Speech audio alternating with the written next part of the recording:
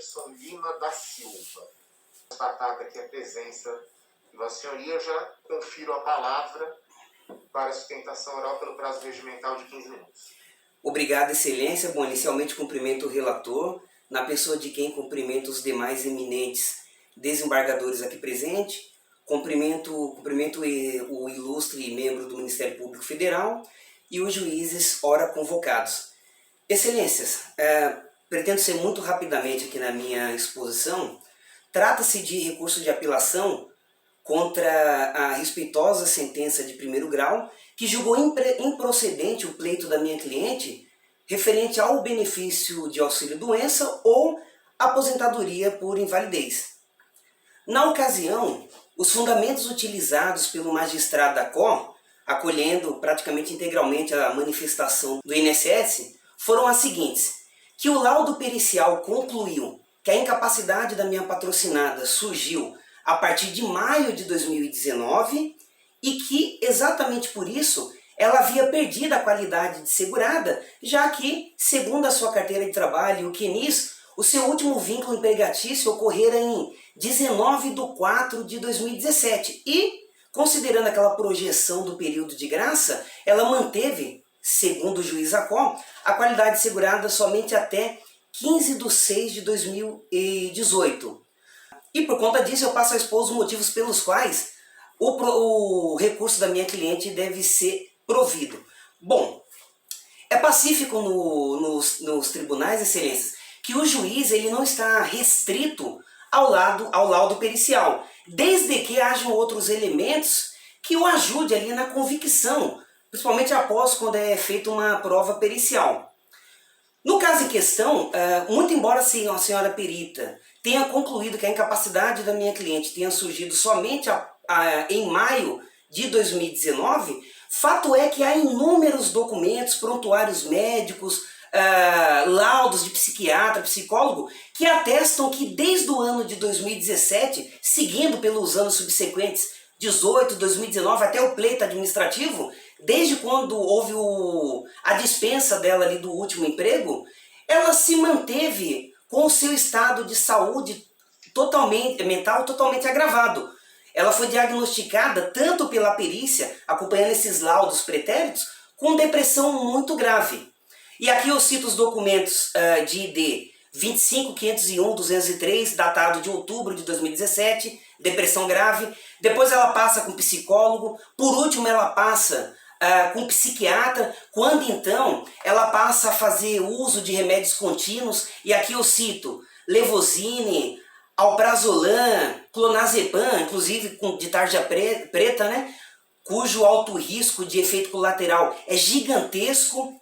Então percebe-se que, muito embora a perita, a meu ver, foi um pouco desatenta nessa questão do conjunto probatório acostado aos autos, muito embora ela tenha datado a incapacidade de maio de 2019 para cá, fato é que, olhando o processo como um todo, havia elementos mais do que suficientes para orientar o magistrado da COR que ele não precisaria ficar adstrito àquilo, ou em último caso, poderia, a meu ver, até mesmo de ofício, pedir esclarecimentos para expert para poder se chegar ali na verdade real, né?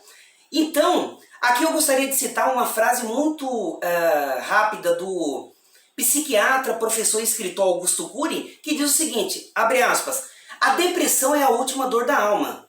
É um sentimento de falta de sentido para tudo. Fecha aspas. Realmente, é um mal, na maioria das vezes, invisível. Muito, segundo o Dr. Drauzio Varela, alcança no mundo todo mais de 350 milhões de pessoas, das quais está inclusa a minha cliente.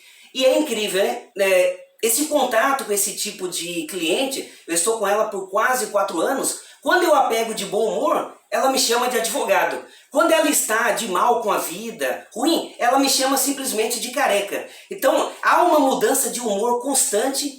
Então, por conta disso, eu entendo que, e esse também é o entendimento da jurisprudência, como o último vínculo dela foi do ano de 2017, e de 2017 para cá, já havia indícios fortíssimos que ela sofria com depressão grave, fazendo uso desses remédios controlados, de tarja preta inclusive, ela não perdeu a qualidade de segurada, já que a ausência de contribuição foi em decorrência dessa doença à sua saúde mental.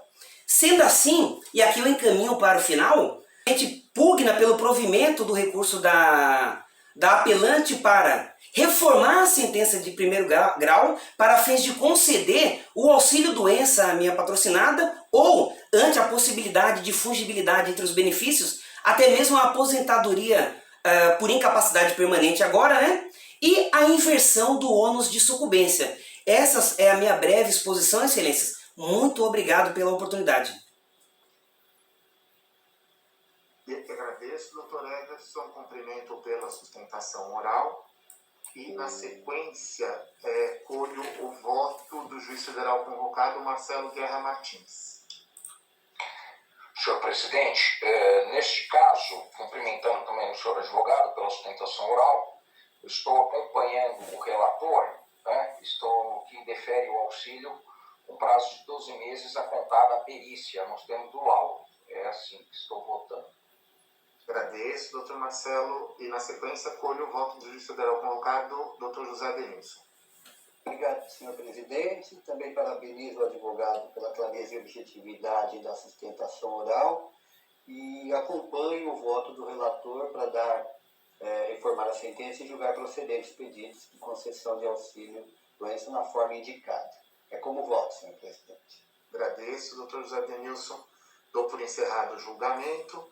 A turma, por maioria, deu provimento à apelação da parte autora, reformando a sentença de primeiro grau e julgando procedente o pedido de concessão do benefício de auxílio-doença pelo prazo referido pelo relator e nos termos do voto de sua excelência. Agradeço o doutor Everson, desejo uma boa semana. Obrigado, excelência, a todos os senhores também. Obrigado. Eu que agradeço.